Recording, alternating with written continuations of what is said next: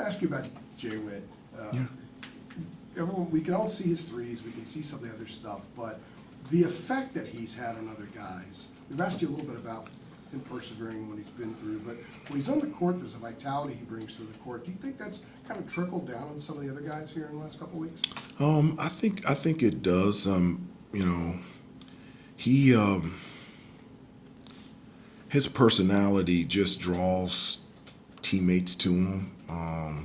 He just has that unbelievable smile and his approach to the game and how much he loves being a part of a team and specifically this year being able to contribute so much on a consistent basis. And so obviously he's helped us on the court, but he also equally and maybe even more helps us in the locker room as well. He hit a three, his first three, I think, in Florida State. Yeah. He didn't talk to anybody, but he blew a little kiss. Is that a product of a conversation you had with him? You know, the guys do stuff after their shots, you know, and one of the things that I have told them is that, you know, when I played, I used to hold up my hands after a three sometimes, and I'm an emotional person, which makes me an emotional coach, and I was an emotional player. And when you're out there playing with emotion, that's exactly what I want. The thing that I don't want is a celebration that brings attention to yourself for something that you were supposed to do out there on the floor. And that wasn't the case for Jay Wash, but I do have those conversations with the guys in terms of the things that they do after they make a shot, that to respond in a way that you've been there before, and that's what your job and responsibility, and that's what you were asked to do. So the kiss was progress. Yes. I don't know who he was. I didn't see that. I don't know who he was blowing a kiss to. Chef's kiss. It was pretty Okay. All right. Well, He had great. some fun. Well, if it goes in, go for it. Okay. It was kiss worthy. Okay. Good. Good. So to follow up on that, there was a tweet he did of thanked his coaches and teammates for instilling confidence, realizing the impact he could make on the team. Armando raised the question whether who has control of his account when he saw the tweet, but I was curious. You know, he hadn't been playing a lot of minutes before this recent stretch. It had been less than probably he wanted. Sort of, how did you handle the idea of like instilling confidence or saying you can make this impact? Here's your opportunity, and he's responded to that, like working with a guy behind the scenes before that moment to keep him ready. Well, just for everybody, you know, and I think one of the things that has been really good about this team, specifically over the last 2.5 weeks, is that you've had a number of different people step up in different games. And, you know, against Florida State, you know, Jay Wash played really well, but Cade played really well. Vin played really well. Jay Witt has, over the last 4 games, has been consistent in terms of shooting and finishing around the basket and rebounding. And Drake's playing really well. And so one of the things that I always tell the guys is that, you know, and I think I told you guys this before in regards to, like, your number is always going to be called a number of times. And so, you know, I can't tell you when, where, how, and how much, or in the manner in which it's going to be called, but your job and responsibility is when your number is called is to be ready to play. And so for Jay Wash, for all the guys, Cade and Jay Witt, I think it shows the level of preparation and the commitment to this team that when their number is called, they can step up and they can make impactful plays for us to be able to be successful. To follow up just on that, how challenging is it to instill confidence in a player when they maybe aren't playing as much, or you know what I mean, that you can say, well, your opportunity is going to come, but until it happens, they don't know that in their mind, maybe, you know, worrying about it. Yeah, I think that comes with the relationship that I have with the players. It's not just basketball. I spend a ton of time with them off the court. And when I tell them that, I think they believe me. because one, I'm straightforward and direct with them. I care about them as a person, and I think they understand that. And there's evidence to prove that your number is going to be called. I mean, there's evidence to that. And I think from that sense, they trust me. Rod? Hubert, there seems to be a different aggression level from Cade in recent games, and Yeah. particularly at Florida State. I mean, he has one of the play of the games with that rebound and Yeah. putback.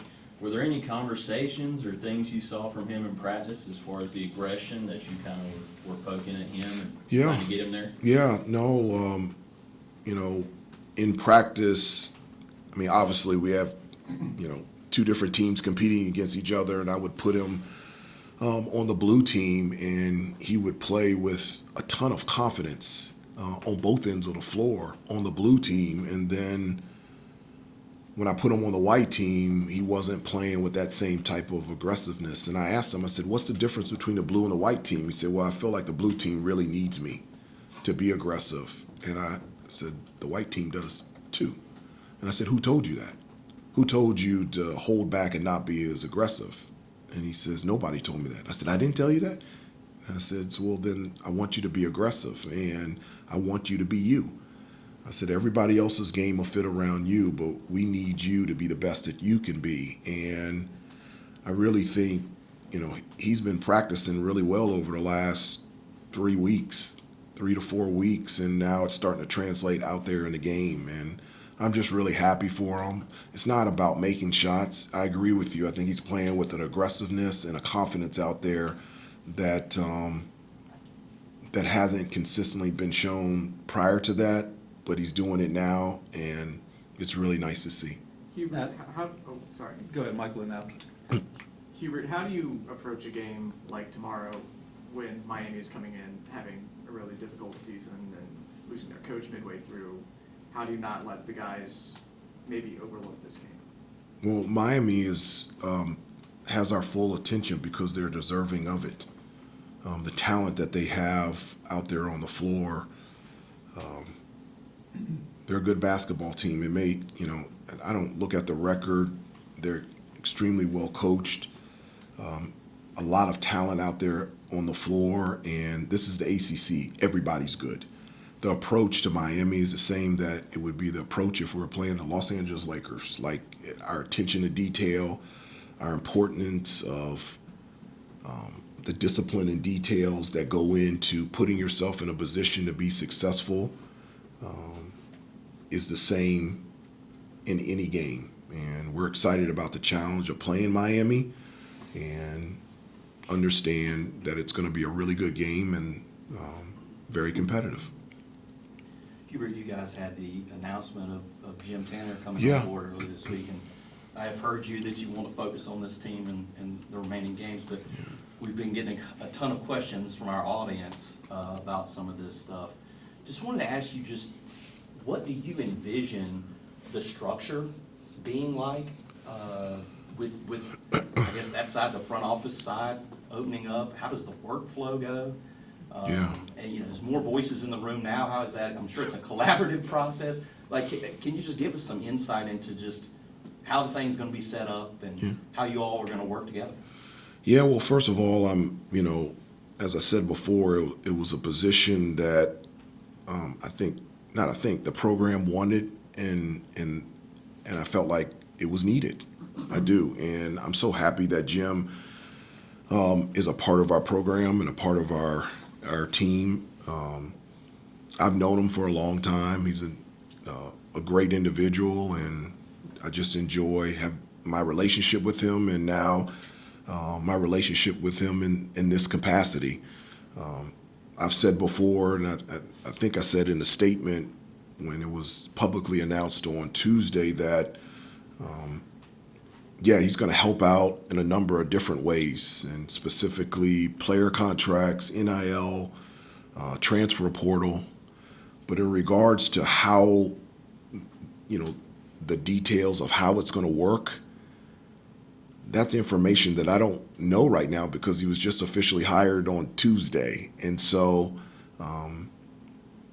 I guess, how you envision it. I think it's going to work great. I really do.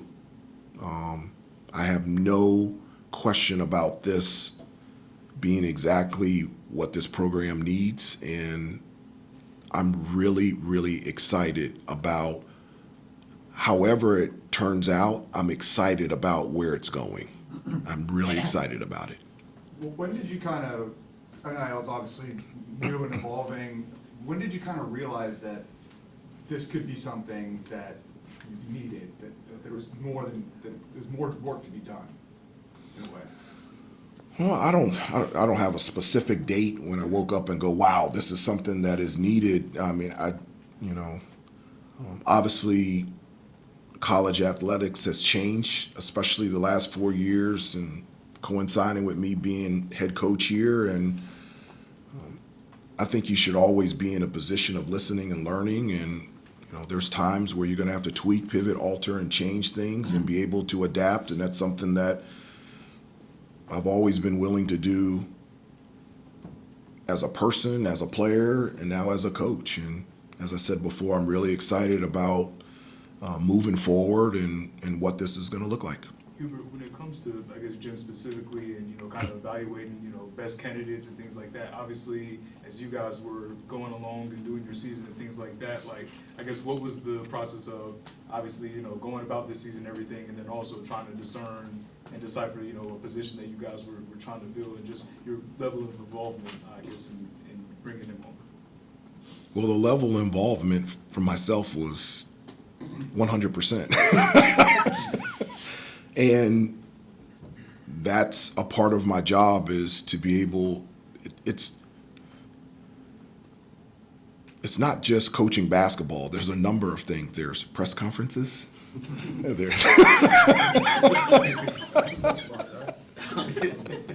There's a number of things that you have to do. And so that was another thing that was wanted, and another thing that was needed. And that's a part of the job. And I accept it, and I love it. You had a long NBA career. How would you compare how this will likely be set up to the structure on NBA teams? That's a great question. Yes, I did play 12 years in the NBA, but it wasn't 12 years in management. And so I was the player. I got traded 3 times. I got waived. I got cut. And so, again, I think you guys are asking great questions in regards to details. I just don't have that information now because it's so new. I mean, it's just so new. And so I think it would be negligent on my part to dive into the details when it's only really started since Tuesday. I think that's a question that I could answer a little bit more into detail later.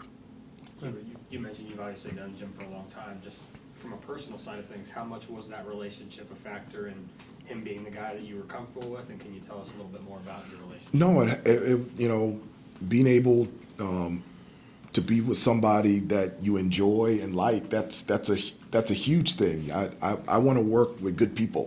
I want to be around people that I enjoy working with, that when they walk into the room, you break out in a smile, and also have not only similar personality traits, but also similar in terms of loving this place and a commitment to not only to this program, but this university and this community. And so for him to have that background of our love for North Carolina, that was a huge piece in us deciding to do this together. It's time for a couple more.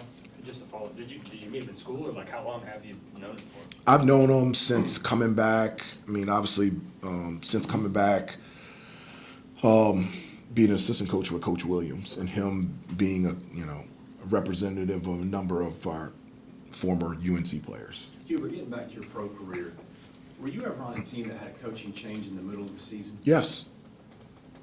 Yeah, all the time. It's the NBA, yes. Yes. What does that do to the dynamic of a team when something like that changes? those are part of the job. Those things happen.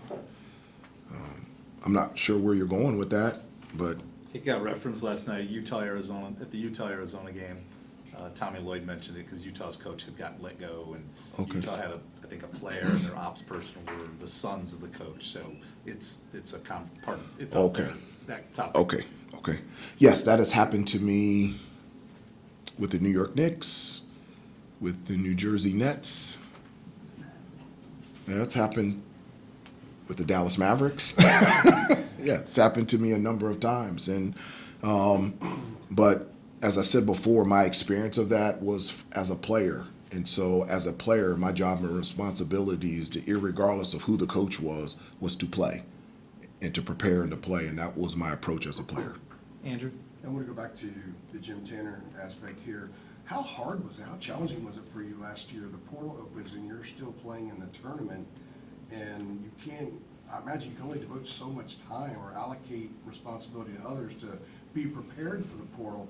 How much will that change now? How much will it be easier for you that you may not have to do the same amount of vetting while also coaching your team as you had to last year? Yeah, again, I'm really looking forward to what this is going to look like. Obviously, having Jim a part of our staff helps in regards to the timing and specifically how it helps. Those are things that, information that I really can't say right now because it's been so new, but I definitely 100% excited about how it's going to help. I know it's going to help, and just excited about what this is going to look like moving forward. Well, as part of that, real very quickly, thanks, Steve. How difficult was it? You're playing in the NCAA tournament last year, and there's portal activity going on. So how challenging was that for you? I don't think it was challenging.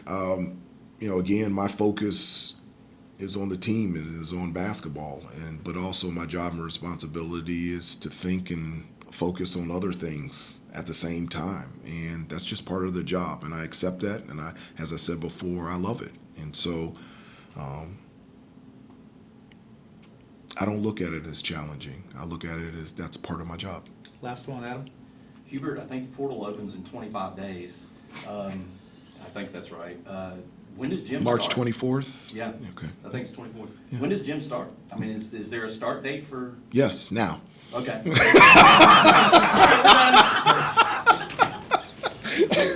Thank you all. Okay. Oh, yeah. Go ahead. Go ahead. But you got it. I was just gonna say, Hubert, yeah, Slow News Week for you also comes out that you've got a contract extension that ties you to the program through 29-30. Congratulations. What does that show mean for you to see that from the university, just to give you a little more stability moving forward? Well, I mean, Kirsch can confirm this or back me up. The extension or the new deal was agreed upon in July of 2024. Right. And it was officially signed in December of 2024. And so in regards to it being reported publicly on Tuesday, I don't know why it was reported during that time, but it was something that was done in July of last summer.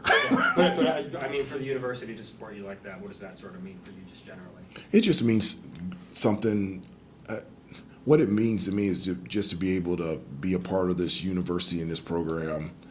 For me, having gone to school here and wanted to go to school here, and then to say that I got a chance to come back and be Coach Williams' assistant for 9 years, and now I'm the head coach, just to be and to raise my family here. I've said before, it's not just a job, it's a mission field. I really feel like this is where Jesus has placed, purposed, and planned me to be, and it's just a real honor and a blessing to be able to serve in this capacity, and so to be able to do it as long as I can is something that puts a huge smile on my face.